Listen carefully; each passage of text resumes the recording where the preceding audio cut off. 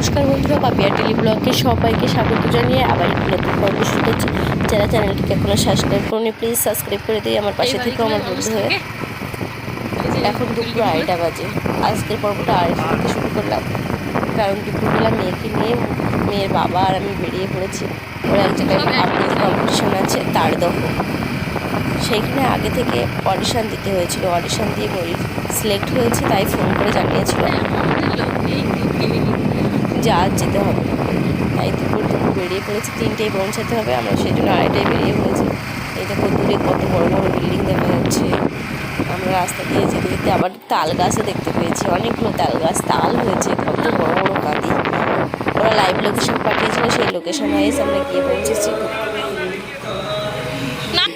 একটা বড় বাড়ি, নিচতলাটা ফ্ল্যাট, সেই হলঘরের প্রোগ্রামটা শুরু হয়েছিল। করতে পারছিলাম একটু দেরি হলেও, যাক আমাদের প্রদীপ প্রজ্বলনের পর্ব শেষ হলো। যারা এখন কর্মকর্তা আছে তারা আমরা চাইবো সবাই শাড়ি করে ঘুরছে, আর আমরা এই গার্জিয়ানরা বসে আছি। ওখানে নৃত্য হয়েছিল, আবৃত্তি হয়েছিল, মানে 3টে বিভাগ, ক খ গ, প্রত্যেকটা বিভাগে আবৃত্তি আর নাচ হয়েছিল।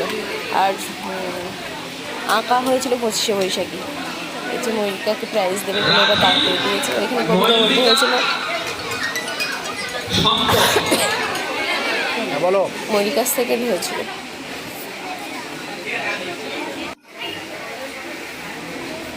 সবাইকে একটা করে মেডেল দিয়েছে, একটা করে রবীন্দ্রনাথ ঠাকুরের ছবি, আর একটা করে ট্রফি দিয়েছে। আর টিফিনটা ওরা আগেই দিয়ে দিয়েছিল। আমাদের ফিরতে আবার সন্ধে হয়ে গেছিলো, মানে 8:30 টাকা বেরিয়েছিল। কত সুন্দর, 4জন একই মাপে দাঁড়িয়ে আছে। ট্রফিগুলো দিচ্ছে এবার। তো পুরস্কার পেয়ে খুব খুশি হয়েছে।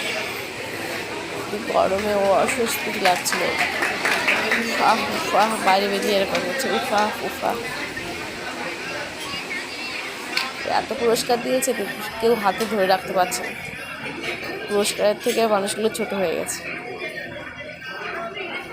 তোমরা আশীর্বাদ করো ওরা যেন আগামী দিন আরও দূর যেতে পারে, আর বেশি বেশি করে সাপোর্ট করো, পাশে থেকো।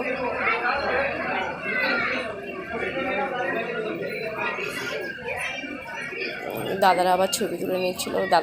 ওই দাদাদের ক্যামেরাম্যান ছিল মনে হয় একটা।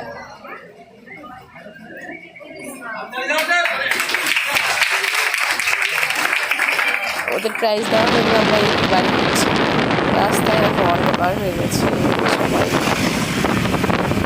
আমি তো বাইকের পেছনে বসতেই পারছিলাম না, বাড়ি চলে এসে ওকে টিফিনটা দিলাম। ও ভাবছে বিরিয়ানি দিয়েছে, বিরিয়ানির প্যাকেটে করে, তো কিন্তু বাড়ি এসে দেখলাম ফ্রাইড রাইস দিয়েছে। প্লিজ আমার ভিডিওটা কেমন লাগলো সবাই কমেন্ট করে জানিও। Tata, bye bye.